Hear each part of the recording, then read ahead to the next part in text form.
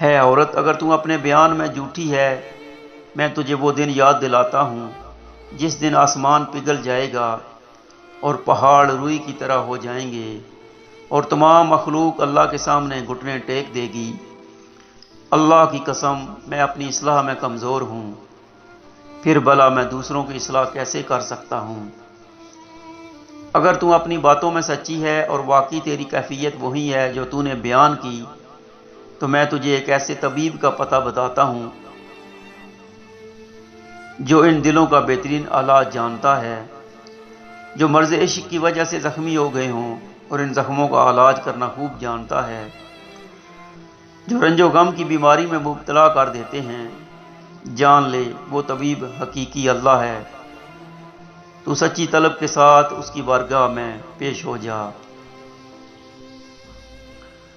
بے شک میں اللہ کے اس فرمانے علی شان کی وجہ سے تجھ سے تعلق نہیں رکھنا چاہتا، جیسا کہ اللہ پاک نے قرآن پاک میں ارشاد فرمایا ہے، اور انہیں ڈرا اس نزدیک آنے والی آفت کے دن سے گلوں کے پاس آ جائیں گے، غم برے اور ظالموں کا نہ کوئی دوست نہ کوئی سفارشی جس کا کہا مانا جائے۔ اللہ جانتا ہے چوری چھپے کی نگاہ اور جو کچھ سینوں میں چھپا ہے۔ عورت، جب یہ معاملہ ہے تو خود سوچ لے کہ بھاگنے کی جگہ کہاں ہے اور فرار کیوں کر ممکن ہے۔ عورت نے خط پڑھ کر اپنے پاس رکھ لیا، کچھ دن بعد پھر اسی راستے پر کھڑی ہو گئی۔ جب نوجوان کی نظر اس پر پڑی تو وہ واپس گھر کی طرف جانے لگا۔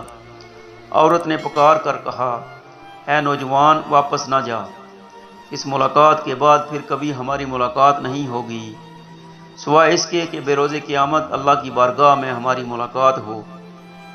اتنا کہہ کر وہ زور زور سے رونے لگی اور روتے روتے کہنے لگی، جس پاک پروردگار کے دستے قدرت میں تیرے دل کے اختیارات ہیں، میں اسی سے سوال کرتی ہوں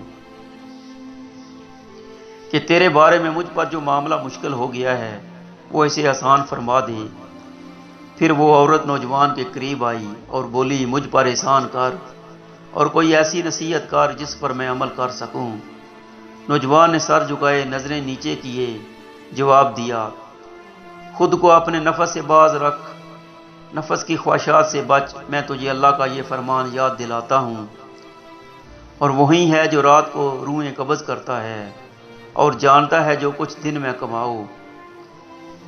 یہ آیات کریمہ سن کر عورت نے اپنا سر جھکایا اور پہلے سے بھی زیادہ زور زور سے رونے لگی۔ کچھ دیر بعد دیکھا تو نوجوان جا چکا تھا۔ وہ عورت اپنے گھر چلی آئی اور پھر عبادت اور ریاضت کو اپنا مشغلہ بنا لیا۔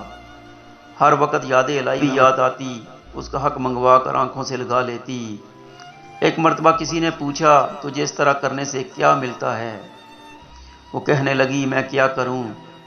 یا میرے لیے اس کے علاوہ کوئی علاج ہے؟ وہ دن بھر یاد الہی میں مصروف رہتی، جب رات ہوتی تو نوافل ادا کرتی اور بلاخر اسی طرح عبادت و ریاضت کرتے کرتے اس جہان فانی سے رخصت ہو گئی۔ میرے محترم عزیز دوستو، ایک لمحے کے لیے آپ خود کو اس نوجوان کی جگہ رکھ کر سوچئے، اگر آپ اس نوجوان کی جگہ ہوتے تو کیا کرتے؟